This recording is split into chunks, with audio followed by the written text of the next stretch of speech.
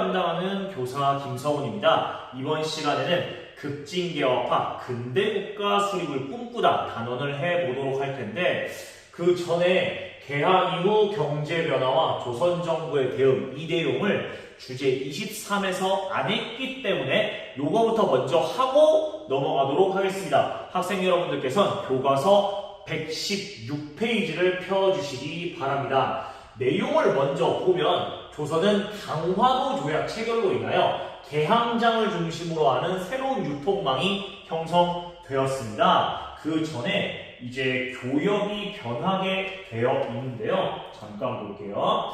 개항 이후에 무역 변화를 보면 이 일본 상인들은 주로 영국산 면을 수입해다가 우리나라에 팔았습니다. 그리고 조선에서는 쌀, 콩, 소가죽 등을 유출하게 됩니다. 그 결과 안 좋아진 건 조선이었는데요. 국내의 면 생산업자들이 큰 타격을 받게 되었고 쌀이 부족해져서 쌀값이 폭등하게 되었습니다. 그 결과 일본에 대한 반감이 높아졌고 이것이 바로 이모군란으로 나타나게 되었던 것이죠. 한편으로는 거류지 무역이 시작이 됩니다. 왜 그랬느냐 하면 조일 수호조규 부록에 따라 일본인들의 활동 범위는 개항장 주변에서 10리까지로 제한됩니다. 즉 4km 밖을 벗어날 수가 없었던 것이죠. 그래서 일본 상인과 내륙의 조선 상인들을 이어주는 사람들이 필요하게 되었고 개항장의 객주라는 상인 집단이 그 역할을 담당하게 되었습니다. 그런데 조일 수호조규 속약으로 50리까지 그리고 조영 수호통상조약으로 영국인들의 이동 범위가 100리까지 허용되면서 최혜국 대우로 인해 일본인도 그 혜택을 똑같이 받게 됩니다. 즉 일본인들의 활동 범위가 점점 넓어지게 된 거죠. 결과적으로 조선 상인들에겐 손해였던 게 더 이상 객주같이 둘을 이어주는 사람이 필요가 없어졌기 때문입니다. 여기 보시면 조일 수호조규 부록에 일본국 인민이 다닐 수 있는 거리는 10리로 정한다 했고 조일 수호조규 속약에 따르면 통행할 수 있는 거리를 사방 50리로 넓히고 2년 뒤에 100리로 한다. 이렇게 나와 있잖아요. 활동 반경이 점점 넓어지고 있다 했는데 문제 1번 보시면 기역과 니은에 알맞은 숫자를 적어보자 했는데 기역에 50, 니은에 100 이렇게 적어주시면 될 것 같고요. 자, 여기 그래프 보시면 개항 후 일본과의 무역액 변화인데 점점 올라가고 있는 걸 알 수가 있습니다. 자, 두 번째는 청과 일본의 무역 경쟁이 시작된 겁니다. 자, 시점은 이모군란 이후로 끌어당깁니다. 이모군란이 청나라에 의해서 진압된 뒤에 조선과 청은 조청상민 수용무역장정을 체결하게 되었습니다. 밑에 내용이 나와 있는데 반드시 기억을 해주시기 바랍니다. 수능에도 자주 나옵니다. 첫 번째, 조선은 오랫동안 제후국이다. 이 조약은 중국이 속방을 우대하는 뜻이다. 즉 조선을 동등하게 보는 게 아니라 청의 제후국 그리고 속국으로 낮춰보는 겁니다. 2조 보세요. 조선왕부에서 생긴 범죄 사건에 청인민이 피고가 되면 청국이 심의 판결한다. 영사재판권입니다. 4조 보시면 청상인이 조선의 양화지, 한성에 들어가 영업소를 개설할 수 있다. 그리고 내지로 들어가 토산물을 구입하려면 허가증을 발급받아야 한다. 이건데 4조를 보시면요. 청나라 상인이 서울까지 들어갈 수가 있습니다. 그리고 내륙까지 들어갈 수 있어요. 뭘 얻으면 지방관이 허가를 해주면 허가를 안 해줄 수 없잖아요. 즉 청나라 상인들은 서울 그리고 내륙으로 가는 통상권을 얻을 수가 있던 겁니다. 그렇게 되면 청나라 상인들은 침투를 당연히 하게 되겠죠. 그래서 위에 보시면 개항 이후 일본 상인이 독점하던 조선 무역은 이모군란 후에 달라지게 된다. 청나라 상인들은 서울, 양화지 그리고 내륙에서도 활동할 수 있게 되면서 청상인이 대거 들어와서 일본 상인과 치열한 경쟁을 벌이게 됩니다. 또한 최혜국 대우 때문에 청나라 말고도 다른 나라 상인도 내륙 진출이 가능해지자 거류지 무역은 의미를 상실했고 그나마 개항장과 내륙을 이어주던 우리나라 상인들은 큰 타격을 입게 되었습니다. 그래서 밑에 보시면 문제 2번에 위 장정에서 청상인에게 유리한 조항을 찾고 그 영향을 말해보자 하였는데 답 보시면서 잘 체크해 주시면 될 것 같습니다. 그리고 위에 보시면 조선정부의 불평등 조약 개선 노력 이렇게 나와 있는데요. 당연히 조선정부도 이것이 불평등 조약임을 알고 여러 차례 개정 노력을 하게 됩니다. 또한 강화도 조약 이후에 어떤 일이 벌어지냐면 이 조일 무역규칙에 무관세, 무항세 조항이 있었어요. 즉 일본 상인들은 관세도 납부하지 않고 항세도 납부하지 않았습니다. 그러다 보니 저가의 일본 상품이 그대로 들어오면서 가격 경쟁력에서 조선 상인들이 밀리게 된 건데 개항 이후에 부산의 두모포에서 어떤 사건이 벌어지냐면 일본과 거래하는 조선 상인에게 세금을 거두었습니다. 그런데 일본은 이걸 뭐라고 봤냐면 야, 왜 일본과 거래하는 상인에게 세금을 걷어? 이거 조일 무역규칙 위반하냐? 이거 관세랑 항세 거둔 거랑 똑같잖아 라고 따진 거예요. 우리나라 정부는 니네한테 세금 거둔 게 아니라 조선 상인에게 세금을 거둔 거잖아 라고 본 겁니다. 그래서 일본은 결국 군사적 위협을 가하게 되었고 결국은 일본에게 배상금을 물어주게 되는데 이 두모포 사건을 계기로 정부는 조약 개정을 시도를 하게 됩니다. 그러면서 1883년 일본과 조일 통상장정을 체결하는데 밑에 보세요. 구관, 화물이 세관을 통과할 땐 관세를 납부해야 한다. 즉 무관세 규칙을 고쳐버렸어요. 그렇죠? 37번 보세요. 일시적으로 조선에서 쌀 수출을 금지하려면 1개월 전에 일본 영사관에 통지해야 한다. 이것을 방공령 규정이라고 합니다. 다시 말하면 조선 지방관이 우리 지역에 쌀이 부족해. 쌀 유출을 막겠어. 방공령을 내리겠어. 라고 하려면 1개월 전에 일본 영사관에 통지를 할 것입니다. 42번 보세요. 어떠한 권리나 특혜, 우대를 다른 나라에 베풀면 일본국도 그 혜택을 받는다. 즉 최혜국 대우가 포함이 된 겁니다. 그럼 문제 3번 보시면 37관, 42관을 가리키는 역사적 용어를 말해보자 했는데 37관은 방공령, 42관은 최혜국 대우 이렇게 봐주시면 될 것 같습니다. 그래서 여기 보시면 방공령 규정을 새로 넣었지만 협정관세 조항을 넣는데 그쳤다라고 했습니다. 구관이 바로 협정관세인데 즉 관세의 자주권을 완전히 회복한 게 아니라 일본 정부와 협의하여 관세를 정해야 한다. 그렇게 된 거예요. 그리고 최혜국 대우가 남겨서 여전히 불평등하다. 이렇게 보시면 됩니다. 제가 수업 때도 말했지만 불평등 조약을 개정한다는 건 정말 힘듭니다. 한번 잘못된 조약을 맺으면 상대국이 자기에게 유리한 조약을 개정하려고 하겠어요? 당연히 아니게 되죠. 우리는 과거 역사의 사례에서 배울 필요가 있다라고 여겨주시면 되겠습니다. 그러면 이러한 상황에서 우리나라에 무슨 일이 벌어졌는가 한번 보도록 하겠습니다. 먼저 보시면 청나라는 이모군란을 진압한 후에 조선의 군대를 계속 주둔시켰습니다. 그리고 마젠차, 멜렌도르프를 각각 정치고문과 외교고문으로 파견하여 내정과 외교에 활발히 간섭하게 됩니다. 이전까지 청나라는 조선에 조공만 잘 갖추고 사신만 보내주면 일절 간섭하지 않았지만 이제는 적극적으로 간섭을 하게 됩니다. 그리고 아까 봤던 조청상민 수용무역장정을 체결해서 조선은 청의 제후 속국이라는 걸 명문화했고 청상인의 특권을 보장받았는데 그 특권들은 아까 이야기를 했었습니다. 그리고 이모군란 과정에서 일본인 교관이 살해당했고 일본 공사관이 불에 탔잖아요. 일본은 이거를 따졌어요. 그래서 제물포 조약을 체결해서 밑에 보시면 나와 있습니다. 해를 당한 일본 관리, 직원의 유족 및 부상자에게 배상금을 지급한다. 일본 공사관에 군사 약관을 두어 경비를 서게 한다는데 즉 이 조약 이후에 일본 군대가 우리나라에 들어오게 되었다라고 봐주시면 되겠습니다. 여러모로 조선에는 좋지 않은 조약입니다. 그 와중에 고종은 개화 정책을 계속 추진할 것을 분명히 하면서 사료에 보시면 한성과 지방에 세워놓은 척양에 관한 비문들은 시대가 달라졌으니 뽑아버려라. 이게 무슨 말이냐면 대원군이 세웠던 척화비를 다 뽑아라. 우리는 더 이상 외국을 배척하지 않는다라는 의미가 되겠고요. 또한 신문과 서적을 인수하는 당문국을 설치하여 최초의 신문인 한성순보를 발간합니다. 한성순보는 순한문이며 정부의 개화 정책을 홍보하는 성격의 관보예요. 그 다음에 순보니까 열흘마다 한 번 발행을 하게 되었습니다.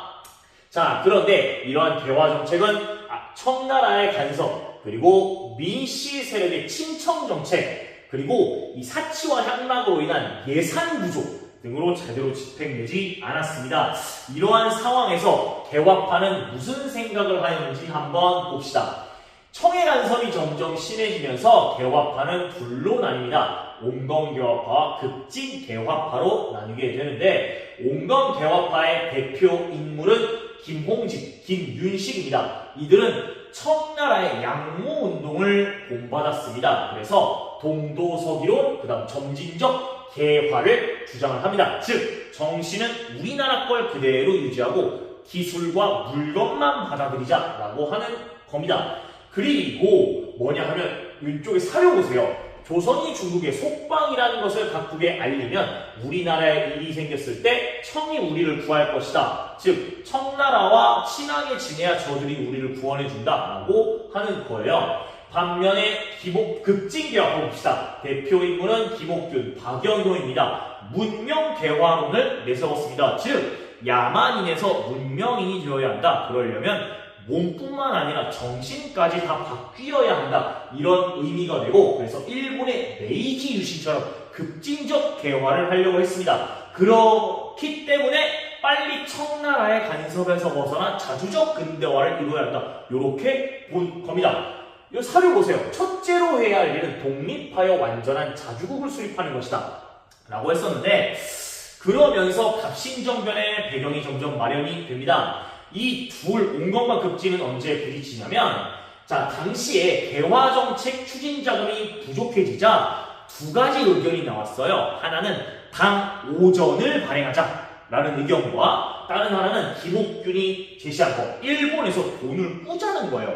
남의 나라에서 돈을 꾸는 걸 차관을 도입하다, 이렇게 이야기를 하는데, 그래서 정부는 당오전 발행을 하는 한편 김옥균을 보내게 되었습니다. 그런데 김옥균이요, 가가지고는 이거에 실패해버려요. 일본이 뜨뜻미지근한 반응을 보였던 겁니다. 그렇죠? 그러면서 정치적으로 위기에 몰리게 된 점. 자, 그 와중에 두 번째 배경.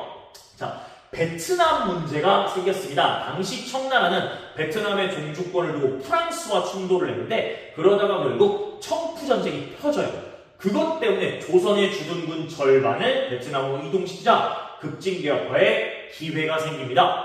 잘하면 정변 일으킬 수도 있겠는데? 라고 한 거예요. 그 와중에 일본이 갑자기 니네가 만약에 정변을 일으키면 우리가 군사적으로 지원해줄게 라고 약속을 한 겁니다. 자, 급진개화파는 이것을 믿고 정변을 일으켜 권력을 잡고 자신들의 목표를 수립하고자 했습니다. 그래서 우정총국 개국 축하 연회를 이용해서 민씨 정권의 주요 인사들을 제거하기 시작합니다. 자, 첫째 날에 우정총국 개국 축하연 때 갑자기 부리야라는 소리가 들려서 우왕좌왕하는, 자, 그 와중에 어떤 고위 관료가 나갔다가 피투성이가 되어 돌아옵니다. 정변이 시작이 된 거죠. 그게 민씨 정권의 주요 인사들을 제거한 것입니다. 그리고 자, 고종과 왕비를 이제 창덕궁인가에서 경운궁으로, 경비에 유리한 경운궁으로 옮기게 되었습니다. 그 경운궁을 일본 병사들이 수비를 한 거죠. 그 뒤에 개화당 정부를 수립을 하게 됩니다.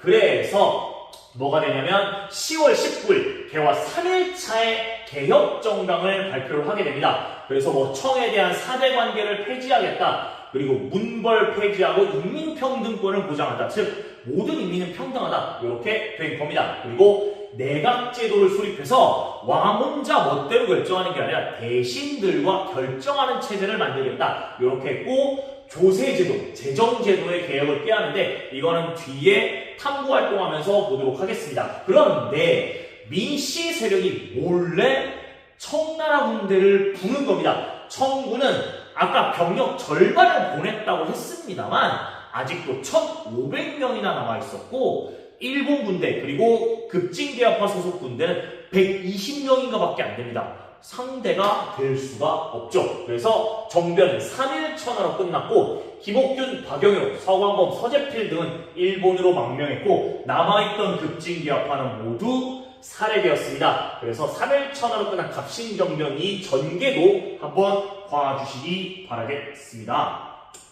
그래서 갑신정변의 주역들은 이후에 어떻게 되었느냐라고 하면 망명자 신세였습니다. 물론 김옥균은 망명 중에도 개혁을 요구하는 상소를 올렸고 박영효와 서광범은 뒤에 조선으로 돌아와서 가보 개혁에 참여를 하게 됩니다. 서재필은 미국에 있다가 훗날 조선으로 돌아와서 독립신문을 창간하고 독립협회를 이끌면서 어떻게든 국가에 대한 변화를 이끌려고 했습니다만 특히 김옥균 같은 경우에는 일본 정부로부터 냉대를 받았어요. 왜냐하면 일본 정부가 이제 얘네들이 더 이상 필요가 없는 거예요. 그렇죠? 갑신정변에 실패했고 얘네는 소수 세력이 되었습니다. 그래서 나중에 상하이로 옮겨서 세력을 키우려고 하다가 홍종호라는 자에게 김옥균이 무참하게 암살됩니다. 총에 맞은 김옥균은 조선으로 시신만 돌아왔는데 고종은 김옥균의 시체를 이제 갈갈이 찢은 다음에 목을 매달게 되었습니다.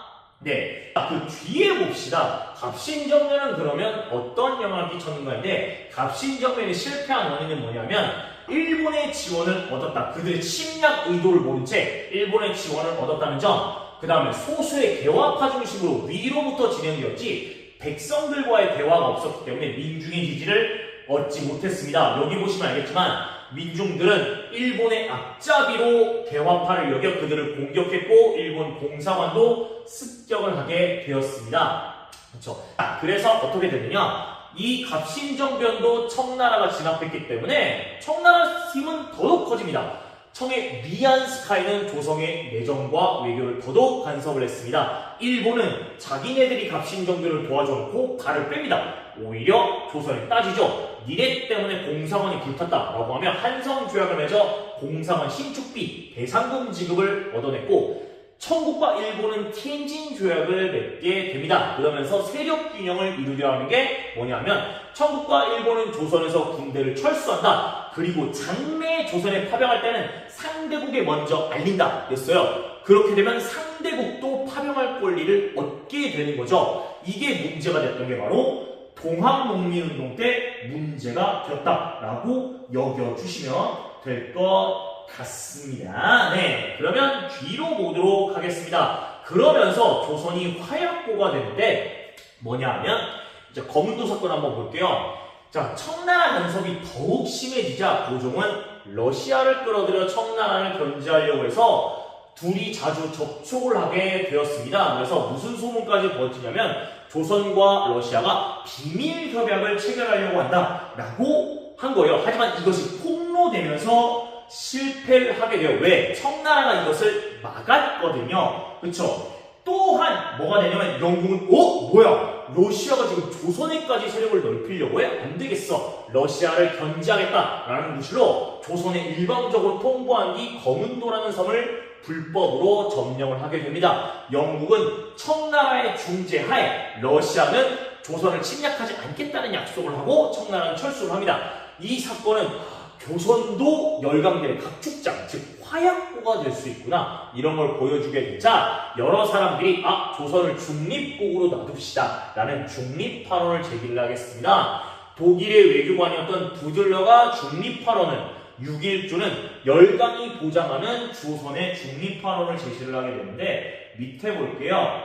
밑에 보면 자 6.1조 봅시다. 중립 한 가지만이 진실로 우리나라를 지키는 방책이다 라고 하면서 주변 열강이 조선의 중립을 보장하는 중립파론을 주장했다라고 하였습니다. 이게 수용되지는 못하였죠. 일본이 이걸 가만히 놔두지 않았으며 조선도 그렇게 두지 않았습니다. 왜냐하면 이 급진계합파 쪽의 주장이었기도 했고 다른 나라에 의지하면서 살아야 되는 조선 입장에선 중립국이란 건 받아들이기 힘든 이론이었던 거죠. 자, 오른쪽 그림은 어떤 상황을 풍자하고 있는지 말해보자 라고 물음이 나와 있는데, 조선이라는 물고기를 낳기 위해 청과 일본이 경쟁하는 가운데 러시아까지 개입하려는 상황을 풍자하고 있다. 이렇게 봐주시면 될 것 같습니다. 그러한 상황에서도 조선 정부는 개화 정책을 꾸준히 하고 있습니다. 근데 학교였던 유경공원, 즉 국가가 세웠던 최초의 근대식 학교입니다. 물론 그 이전에 원산학사라고 하여 주민들이 세웠던 최초의 근대식 학교이자 사립학교가 있긴 했습니다만, 유경공원은 국립 근대식 학교 이렇게 여겨주시면 되겠고요. 사관학교인 연무공원도 세워서 외국인 교사를 초빙했고, 일본과 미국의 공사관을 개설해서 우리는 엄연히 자주 독립국이다 이런 걸 표명을 했습니다. 오른쪽에 보시면 박정량이 초대 주미공사로 파견되면서 서양 국가로는 처음으로 미국의 공사관이 마련되었다 이렇게 나와 있죠. 공사관은 지금의 빗대면 대사관 여기에 해당된다 이렇게 봐주시면 될 것 같습니다. 네, 그러면 주제 탐구 한번 보겠습니다. 아까 급진개혁파가 발표한 개혁정안 볼게요. 1조 대원군을 돌아오게 하고 청해주고 간 허례를 폐지할 것, 즉 청나라의 간섭을 탈피하겠다라고 하는 거고, 문벌을 폐지하여 인민평등의 권리를 제정하겠다, 즉 평등, 인민평등. 세 번째, 지조법을 개혁하겠다. 이것은 조세제도를 개혁하겠다는 겁니다. 또한 12번 보세요. 국내 재정은 모두 호조가 관할하겠다. 호조는 조선의 6조 중에 6개 부서 중에 재정을 담당하는 부서였잖아요. 그런데 이게 잘 안 된 거예요. 원래 국가의 모든 재정은 하나의 부서가 통일성 있게 다뤄줘야지 그게 딱 되는데, 이게 제대로 정착이 안 되니까는 아무 관청이나 세금을 이중삼중으로 거두면서 백성들의 고통이 날로 심화되었던 겁니다. 그렇기 때문에 이 사람들이 주장했던 건 호조라는 부서에서 세금을 거두고 이것을 통일성 있게 다른 부서에 분배해주자. 그래야지 백성을 수탈하는 걸 막을 수 있다라고 하는 거고요. 13번, 대신과 참차는 매일 한문 안에 의정소에서 의논하여 결정하고 정령을 반포해서 시행할 것. 이게 뭐냐면 내각을 결성한 겁니다. 이게 뭐냐면, 자, 종전까지는 임금이 멋대로 결정을 했습니다만 이제는 대신들이 의논해서 법을 결정하고 이걸 반포해서 시행하겠다. 이런 문제가 되겠습니다. 바로 2번 보시면 당대인들의 갑신정변 평가인데요. 박은식을 보면 일본이 원조를 약속했지만 실상은 자기들의 이익을 취했다. 또한 일본의 세력을 빌려 이런 일을 일으켰다가 실패했으니 임금 관리, 민중의 찬성도 얻지 못했다라고 비판하고 있습니다. 반면에 김윤식은 그들의 행동이 애국심에서 나왔음을 알고 있다라고 하면서 그나마 동정을 하고 있다. 이렇게 봐주시면 될 것 같고요. 자, 1번, 2번, 3번 질문이 나와 있는데 교과서 여기 PDF 파일 보시면서 적절한 답변 해주시면 될 것 같습니다. 수업 때도 물론 보여드릴 겁니다. 그러면 자, 내용 요약 보시면서 흐름 정리 한번 해봅시다. 먼저 이모군란 이후의 조선입니다. 자, 그 이후에 청나라는 군대를 주둔시키고 고문을 파견하여 내정 간섭을 하게 되고 조청상민 수육무역장정을 체결하여 조선은 청해의 소국이며 청나라 상인의 특권을 보장하게 되었습니다. 일본과는 재물포 조약을 체결하여 배상금을 지불한 뒤 일본 공사관의 주둔을 허용하였고, 이후에도 정부는 개화 정책을 계속합니다. 방문국을 설치하여 우리나라 최초의 근대 신문인 한성순보를 발간하게 되는데, 청나라의 간섭이 심해지는 상황에서 개화파도 분열하기 시작합니다. 먼저 김홍집, 김윤식 등이 중심이 된 온건 개화파는 청나라 양무운동에서 영향을 받아 동도서기론 그리고 점진적인 개화를 주장했고 청과의 사대관계를 끝까지 유지하자고 주장을 하였습니다. 반면에 김옥균, 박영효를 중심으로 한 급진개화파는 일본 메이지 유신에서 영향을 받아 문명개화론을 주장했고 급진적인 개화를 주장했으며 청나라와의 간섭을 탈피하고 친청정책을 반대를 하게 되었습니다. 바로 이러한 급진개혁파가 위기를 맞게 되면서 갑신정변의 배경이 이제 만들어지게 되는데, 당시에 김옥균은 일본에서 돈을 꾸는 걸 실패하며 위기에 빠졌고 청푸전쟁이 베트남에서 일어나며 조선에 주둔했던 청군이 절반이 빠지면서 기회가 생겼습니다. 그리고 일본이 정변 지원을 약속을 하게 되면서 우정총국 개국 축하 연회를 시작으로 갑신정변은 시작이 됩니다. 불을 낸 뒤 그 혼란을 틈타서 민씨 정권의 주요 고관을 살해한 급진개혁파는 왕과 왕비를 경우궁으로 옮겼습니다. 그 뒤에 개화랑 정부를 수립했고 3일째 되는 날에는 개혁정강 14개조를 발표합니다. 내용은 대원군의 복귀, 청과의 사내관계를 폐지할 것, 문벌을 폐지하고 인민평등권을 확립할 것, 토지세 내는 제도를 개혁할 것, 국가의 재정관리는 호조로 일어나겠다. 그리고 내각제도와 입헌군주제를 실시하겠다라고 하였지만 청군이 개입하며 3일 만에 실패했고, 자, 급진개혁파는 일본으로 망명하게 됩니다. 자, 이 갑신정변의 한계는 일본의 침략 의도를 모른 채 그들의 지원을 얻었던 점, 또한 소수의 개화파 중심으로 진행되어 민중의 지지가 없었다는 점입니다. 정변 이후에 청나라의 리안스카이가 조선에 대한 간섭을 심화시켰고, 조선과 일본은 한성조약을 맺어서 공사관이 불탄 배상금과 신축비를 지불하게 됩니다. 청국과 일본은 테인진 조약을 통해 일단 조선에서 동시에 철수한 뒤 나중에 파병할 때 사전에 연락할 것을 결의를 하게 됩니다. 그 뒤에 고종이 청나라의 간섭을 벗어나보려고 친러 정책을 펴자 영국은 러시아를 견제하겠다는 구실로 거문도를 불법 점령하는 거문도 사건을 벌이게 됩니다. 그렇게 되면서 조선을 둘러싸고 열강들의 각축이 심해지자 부들러가 조선의 중립화를 제시했고 6.1조 또한 열강이 보장하는 조선의 중립화를 제시하는 등 중립화론이 제기가 되게 됩니다. 자, 그 이후에도 조선은 개화 정책을 멈추지 않습니다.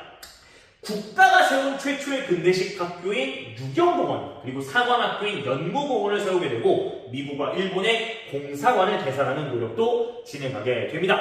네, 이번 시간에 여기까지 하겠고요. 다음 시간에 뵙도록 하겠습니다. 구독과 좋아요, 댓글에 알림 설정 부탁드립니다. 항상 최선을 다하는 청명이들 사랑합니다.